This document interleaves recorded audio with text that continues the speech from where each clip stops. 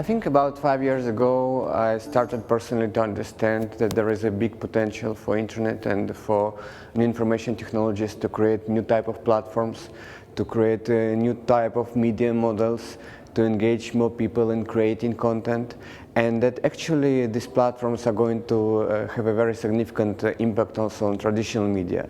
Therefore, for me personally, I decided first of all to focus my research on these issues and also to work more as a practitioner on the field of new media and information technologies.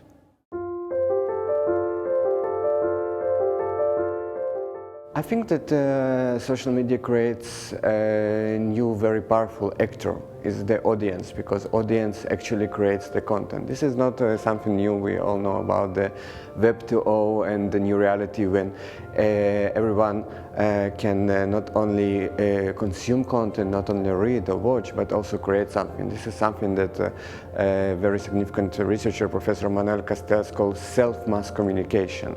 And this is a new reality because we see a lot of information that come from very different places, from very different people, and traditional media can use this new reality and actually improve the coverage and get a lot of more information. And the emergence of this new type of content, user-generated content, created a lot of opportunities for traditional media as well as for development of new type of media platforms.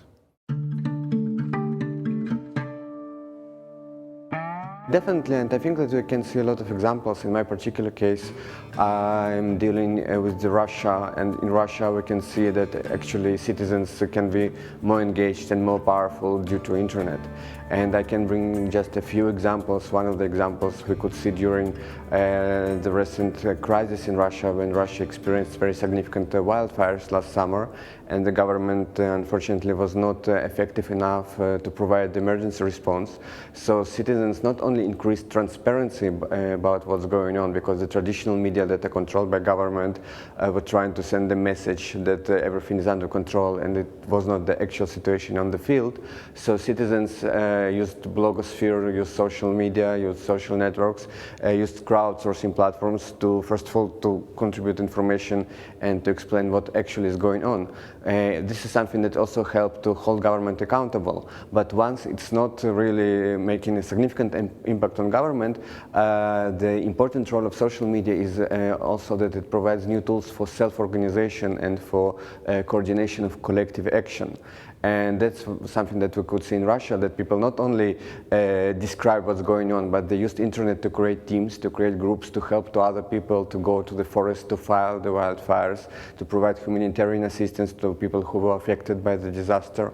So I think that a very significant contribution of the new information reality is enabling new forms of collective action. And this is something that is really important.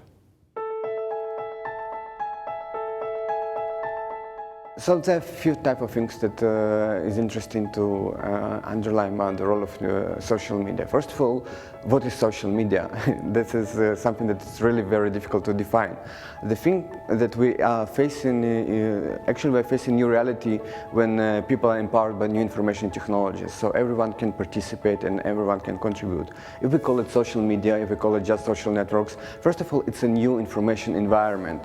So calling it just social media and understanding it only within the context of media might be a little misleading, because again, we're talking about politics, we're talking about new forms of collective action, etc. There is as for any technology, we can see black things and white things. There is black sides and white things, white sides about everything. But in regard to this specific point, if social media actually make people less active in the offline reality, from the research that I have done, and I am following different other investigations on this field, there are different opinions. But my understanding that usually people who are active without technologies, they're also active when they have these technologies, and they just use these technologies to make it to more simple and to more significant. So I don't think that it's actually reduce the number of people who are active politically. But I also think that it simplifies participation, and we can see in different countries all over the world that due to internet and due to social networks, the number of people who can go out to the streets in a specific moment when they feel that it's important, the number of people who are going out is significantly high. We could see it in in Egypt and the recent events in Middle East. We could see it recently in Israel when the social protest was very powerful, also because of information tools as Facebook and the very simple coordination. Because the nature of this change, that today is very easy to distribute information. It's very fast and it doesn't cost any money. And this is a significant change, and it's important for coordination of political action.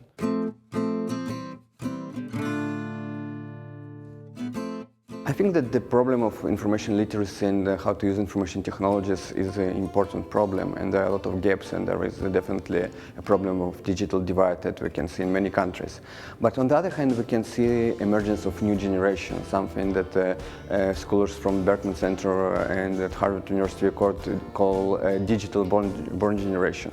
So to some extent, we are also witnessing a generational change.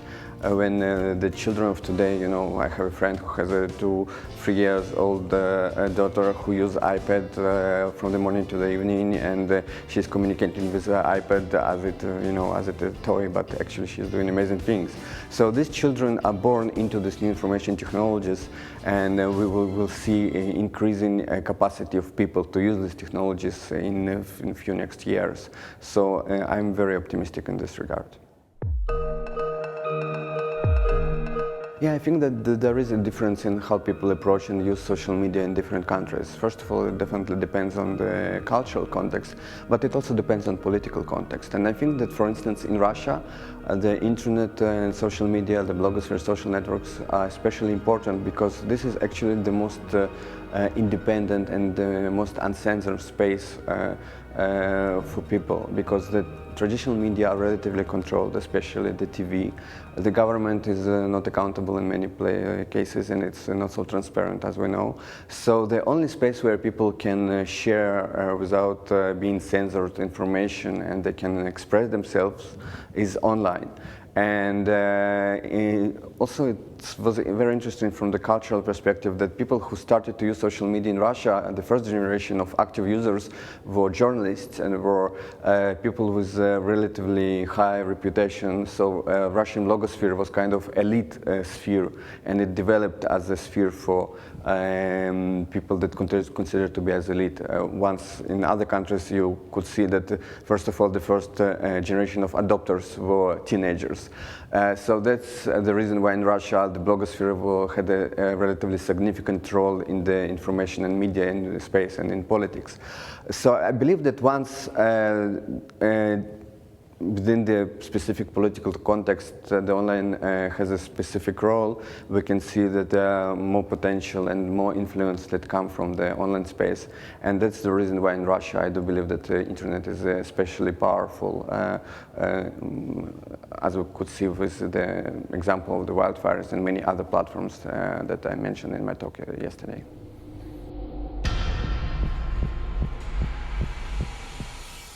I think that in the Israeli case, I wasn't able to see some special things, and I think that because in Israel, unlike in Russia, the traditional media is very powerful, and it's a free media, so people feel less necessity to express themselves online, because people go to the traditional media websites and leave comments, so-called talkbacks, and there is a very rich culture of talkbacks on the websites of traditional media. So this is something that you can see less in Russia, and the narrative of the discussion is very different if it's about comments on the traditional media. So I do believe that just people feel less necessity to find a space to express themselves, because they feel that they live in a relatively free country with democracy, with a liberal media that has no censorship. I think that's one of the reasons why we can see less significant social media. But on the other hand, I just mentioned the recent social protest in Israel, and we could see that Facebook and other online platforms were used for coordination of protests and for bringing people out to the streets. So we could see very powerful usage of social media during these events, and therefore I think that as a tool of organization of protest and organization of social action, social media in Israel are used very widely.